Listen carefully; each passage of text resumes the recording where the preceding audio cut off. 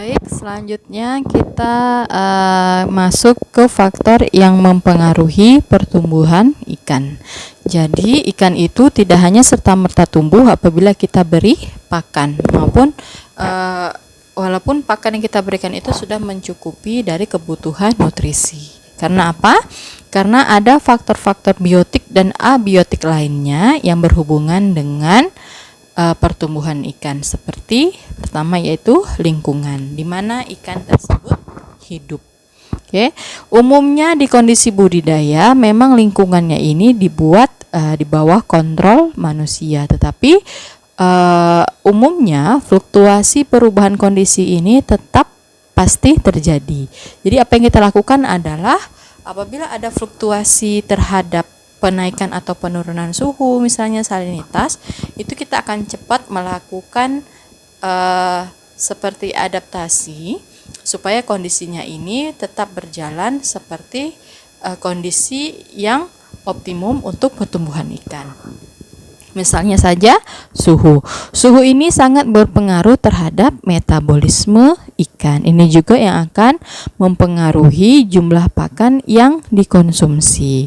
Peningkatan suhu sebanyak 10 derajat Celcius itu akan meningkatkan metabolisme ikan. Artinya ikan akan mencari kondisi senyaman mungkin. Jadi pakan yang diberikan oleh manusia itu tidak digunakan untuk maintenance dan pertumbuhan, tetapi untuk mengadaptasikan diri, membuat diri senyaman mungkin terhadap kondisi yang ada. Makanya pada saat itu apabila suhu naik, metabolisme juga meningkat, konsumsi pakan juga akan meningkat.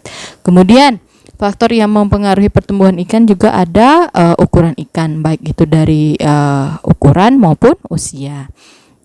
Jadi seperti saya katakan tadi, untuk larva itu pertumbuhannya sangat lambat, berbeda dengan fase juvenil, dewasa maupun indukan. Ini semuanya berhubungan dengan kondisi fisiologis ikan. Jadi ada pakan digunakan untuk menyempurnakan organ, energinya kemudian digunakan untuk bertumbuh, dan ada juga energi-energi yang digunakan untuk proses pematangan gonad.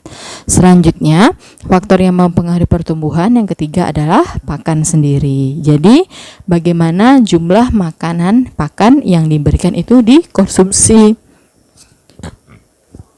Ini biasanya dengan satuan persen per berat badan per unit waktu. Jadi kita output kita untuk apa? Untuk pembesaran, berarti pakan ini kita berikan sebanyak 10% dari bobot tubuh. Kemudian berapa lama kita pelihara? 2 bulan kah? 3 bulan? Nah, jadi makanan inilah memang satu-satunya proses menggerak yang memaksa ikan ini untuk tumbuh. Jadi faktor-faktor ini, baik lingkungan, ukuran ikan maupun pakan, akan saling berpengaruh terhadap pertumbuhan ikan, tetapi faktor ini juga tidak bisa disamaratakan. Dia akan menghasilkan respon terhadap pertumbuhan yang berbeda pula. Oke, selanjutnya pakan yang kita berikan ini memang harus disesuaikan dengan kualitas dan kuantitas makanannya. Jumlahnya apakah mencukupi kebutuhan ikan serta kandungan-kandungan nutrisi yang ada di pakan tersebut. Kemudian misalnya ikan karnivor berarti bisa memanfaatkan protein misalnya 40%. Tetapi bukan hanya kita lihat dari ukuran jumlah protein yang sudah terpenuhi, kita juga harus lihat bahwa protein itu memiliki daya cerna yang tinggi pula. Jadi makanan ini bisa dicerna kemudian diserap, dan itulah baru berlakunya proses pertumbuhan. Kemudian pemberian pakan juga berpengaruh terhadap efisiensi konversi pakan, atau biasanya kita kenal dengan FCR. Apa itu FCR? Adalah ukuran dari jumlah pakan yang diberikan dibagi dengan jumlah pertambahan bobot pada ikan selama waktu pemberian pakan dalam waktu yang ditentukan. Jadi berapa pakan kita berikan, berapa menjadi daging, dan berapa lama waktu pemeliharaannya.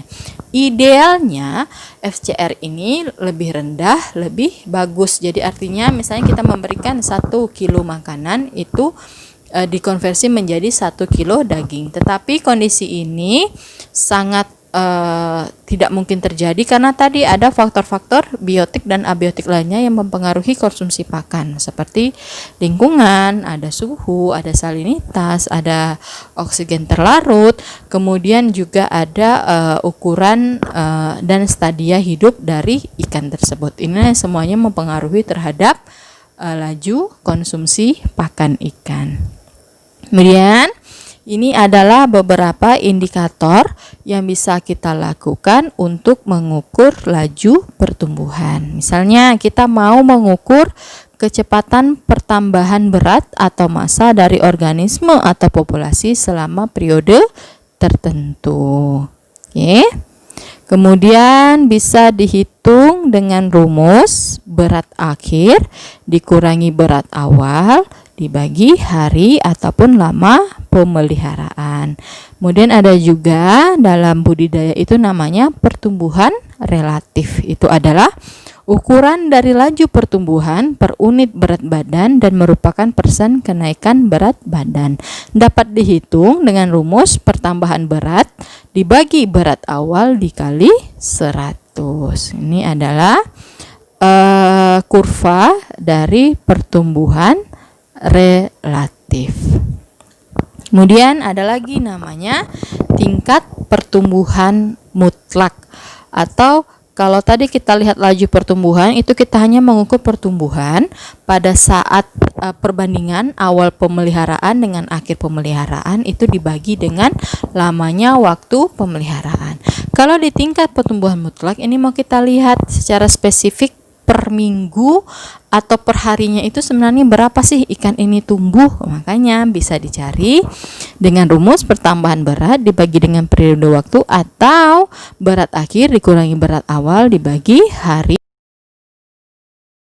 Baik, kita sambung ya. Jadi indikator pertumbuhan, pengukuran pertumbuhan itu tidak hanya bisa kita gunakan melalui perhitungan laju pertumbuhan maupun laju pertumbuhan mutlak dan laju pertumbuhan relatif. Tetapi ada beberapa cara yang juga bisa digunakan untuk mengukur laju pertumbuhan. Seperti yang pertama ada namanya analisa proksimat. Apa yang dianalisa? Yang dianalisa adalah kandungan protein dan kandungan lemak atau lipid di tubuh ikan. Kenapa? Karena jumlah protein yang ada di tubuh itu dianggap bisa menjadi ukuran sebuah pertumbuhan. Jadi kita bisa membandingkan jumlah protein di awal pemeliharaan dengan di akhir pemeliharaan. Jadi apabila ada penambahan jumlah protein, maka bisa dipastikan ikan tersebut sudah tumbuh.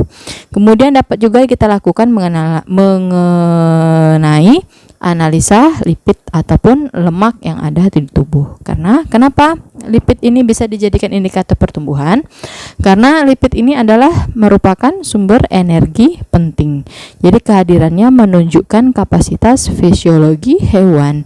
Jadi kalau ikan sudah dapat menggunakan energinya untuk pemeliharaan pertumbuhan, lemak ini juga berarti bisa kita lihat sebagai faktor pertumbuhan dari ikan yang kita pelihara. Kemudian ada lagi caranya adalah bioenergetika, yaitu bagaimana kita menghitung pembelanjaan energi yang bersumber dari pakan yang digunakan untuk pertumbuhan. Jadi satuannya adalah kalorimetri.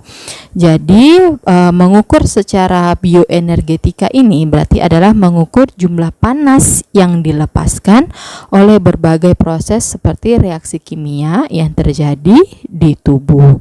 Ini juga dapat digunakan untuk menentukan kandungan energi organik bahan atau energi yang digunakan untuk metabolisme.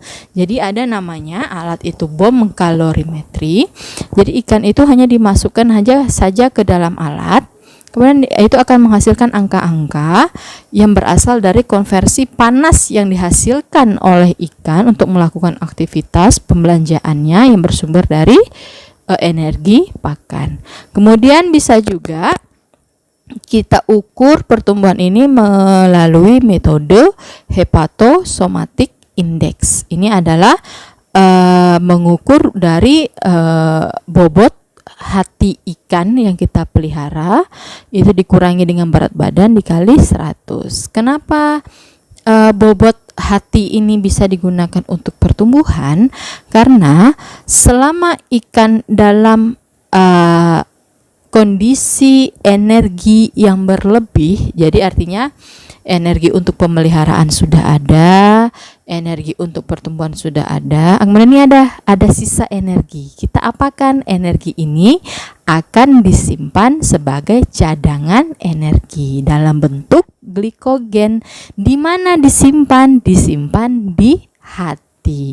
Jadi kita dapat mengukur kalau di hatinya ini kandungan glikogen yang berlebih, kita dapat mengasumsikan bahwa energi yang berasal dari pakan juga sudah mencukupi ikan ini untuk melakukan aktivitas sehari-hari. Makanya HSI ini bisa digunakan untuk mengukur laju pertumbuhan organisme budidaya.